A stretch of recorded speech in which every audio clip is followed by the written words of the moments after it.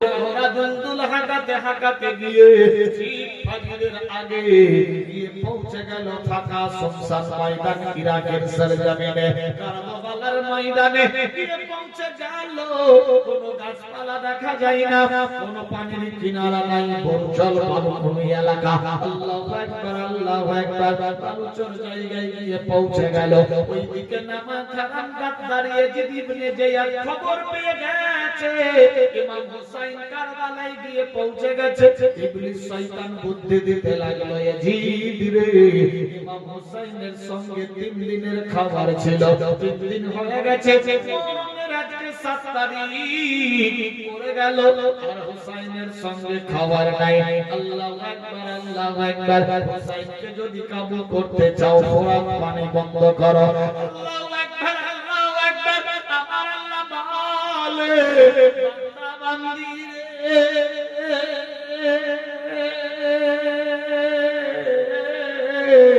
আমি আল্লাহ জানে জিন্দা রাখবো, মারতে কেউ পারবে না।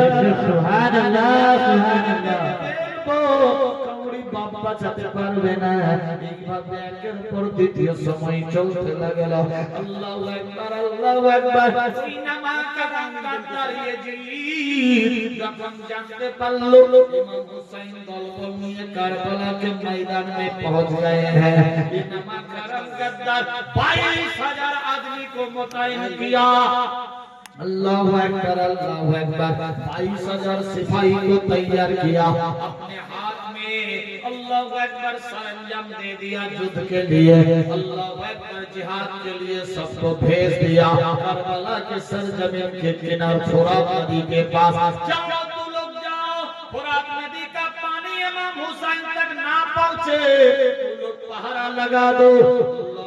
अल्लाहु अकबर। नमा करम गद्दार ने 22,000 को भेजा। अल्लाहु अकबर, अल्लाहु अकबर। सब कोई पहरा देने लगे और बम ढोल में आवाज देने लगे। इमाम हुसैन का कान तक पहुंचा, हाय हाय सब टंकाना करा का आवाज पहुंचा। अल्लाहु अकबर, हाय हाय शब्द निकल के आ रहे हैं। चारों साइड में सुनसान मैदान है, बालूचर जगह है। इमाम हुसैन का नलज में आया, अल्लाह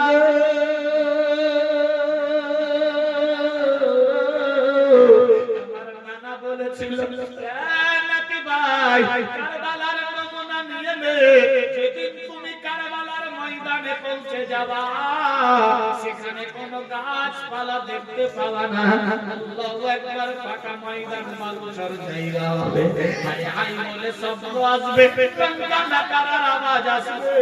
ইমাম হুসাইন সমস্ত কিছু শুনতে পেয়ে আবার ইমাম হুসাইন বলে নিজের দলবলদেরকে, শোনো রে, এখনো বলছি তোরা যারা বাড়ি যাবি চলে যা,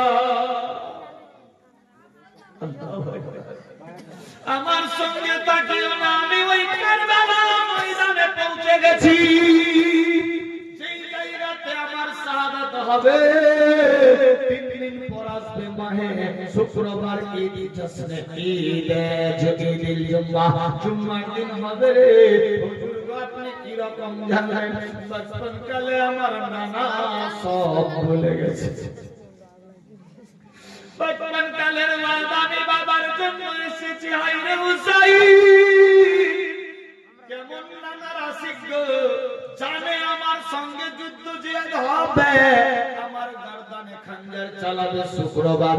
ইমাম হুসাইন চাইলে তো পালিয়ে যেতে পারত, কিন্তু নানার সঙ্গে ওয়াদা নিভাবার জন্য নাতি অটুট থাকলো। সুবহানাল্লাহ, আল্লাহু আকবার, আল্লাহু আকবার।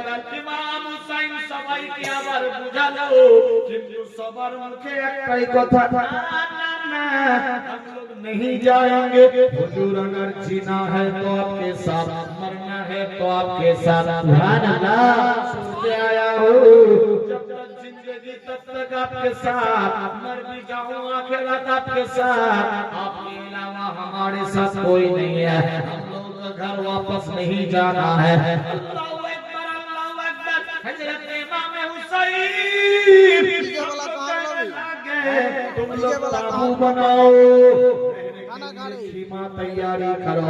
अल्लाहू अकबर। खीमा बनाने लगे, सब कोई खीमा में अटक गए। अचानक फजर का वक्त हो